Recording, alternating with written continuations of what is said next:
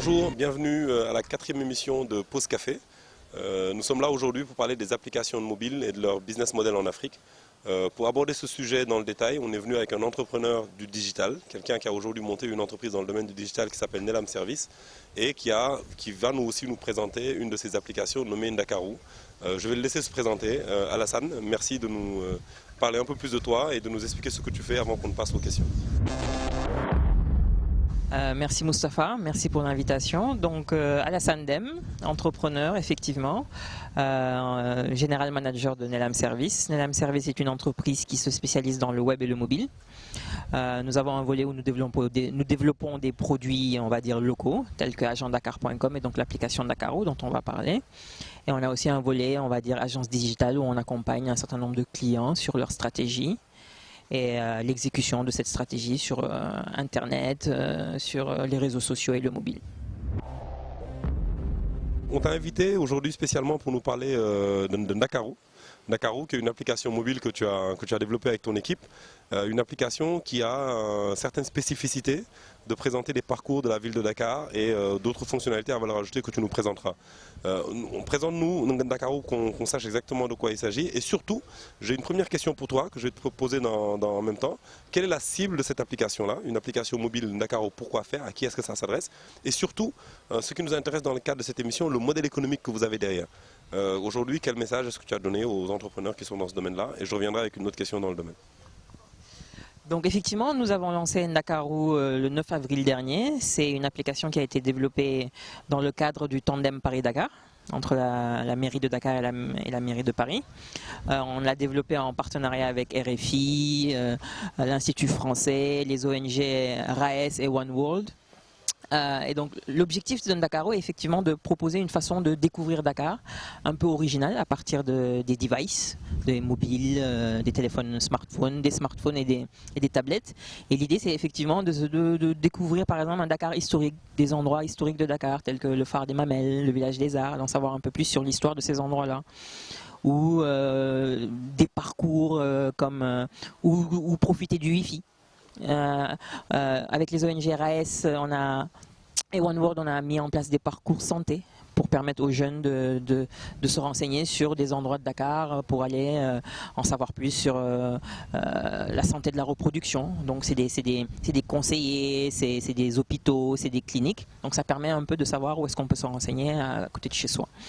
Donc pour en revenir à ta question, nous avons pensé essentiellement à deux cibles. En Ndakaru, c'est déjà les jeunes urbains qui utilisent ces devices-là, leur proposer une nouvelle façon de découvrir leur ville. Ils sont déjà connectés sur Internet, ils sont déjà très friands de Facebook et des applications mobiles, donc l'idée c'est de leur proposer quelque chose de local, qui change un peu des applications internationales qu'ils connaissent. On pense aussi que c'est une application qui va beaucoup plaire aux touristes, parce qu'elle permet effectivement de diriger leur visite de Dakar.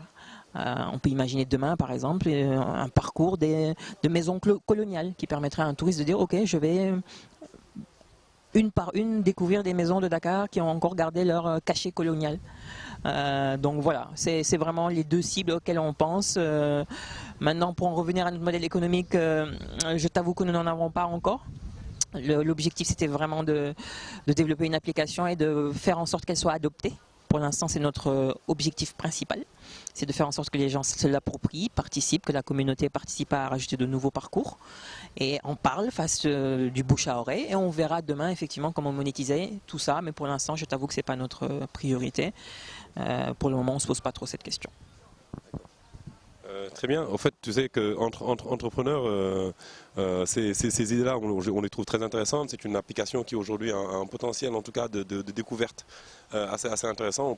On passe du temps dessus pour voir comment elle fonctionne.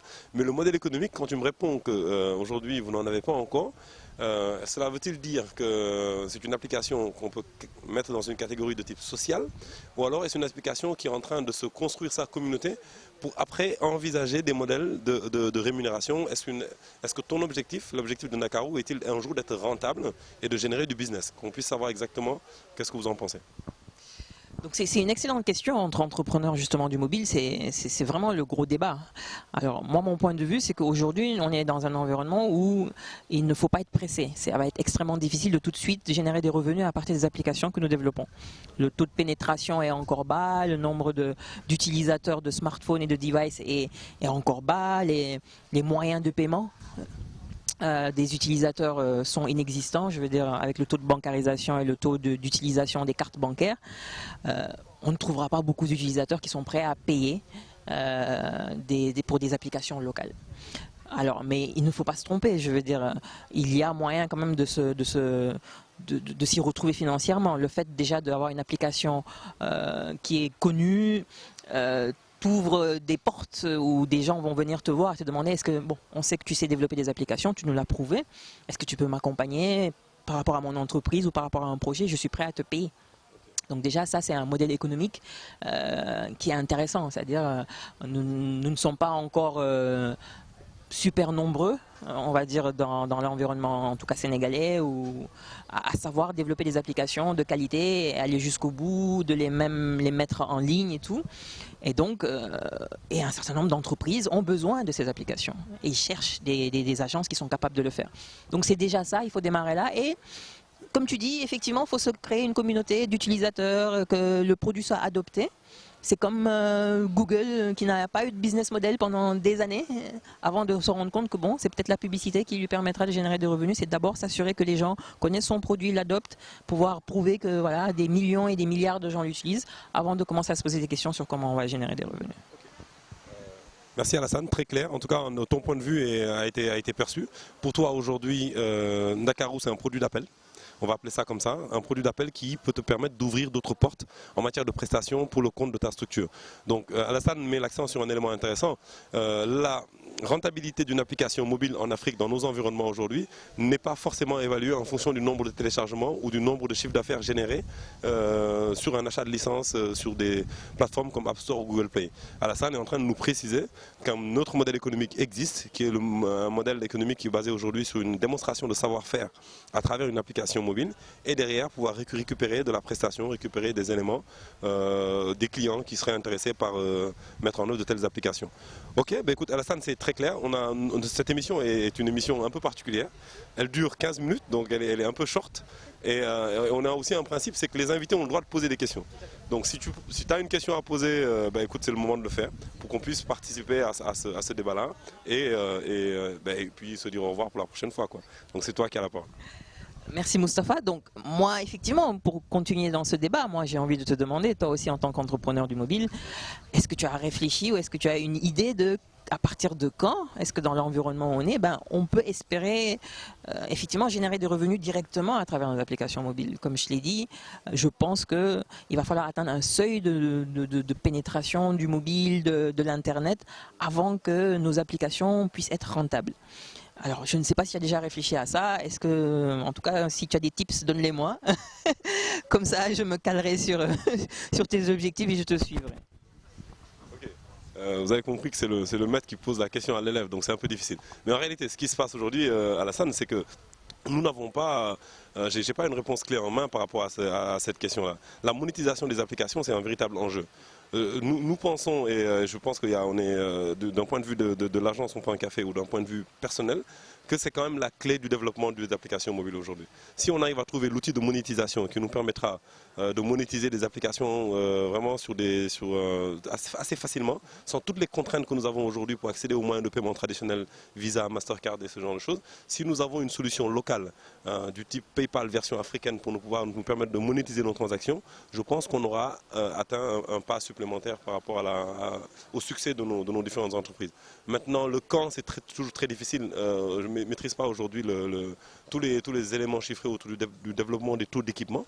Mais une chose est certaine, c'est que les applications qui auront leur succès ne marcheront pas exclusivement sur les smartphones. Il faudrait peut-être trouver des choses intermédiaires qui pourront permettre de régler, avoir des applications utiles. On pense beaucoup au côté pratique en Afrique. Quand on regarde le développement des services mobiles financiers et l'usage que nous avons aujourd'hui du porte-monnaie électronique, c'est des choses qui n'existent pas sur le marché européen ou qui existent de manière assez récente. Alors que M-Pesa au Kenya aujourd'hui est une success story depuis quand même quelques années. Les modèles économiques sont encore à finaliser, encore à trouver.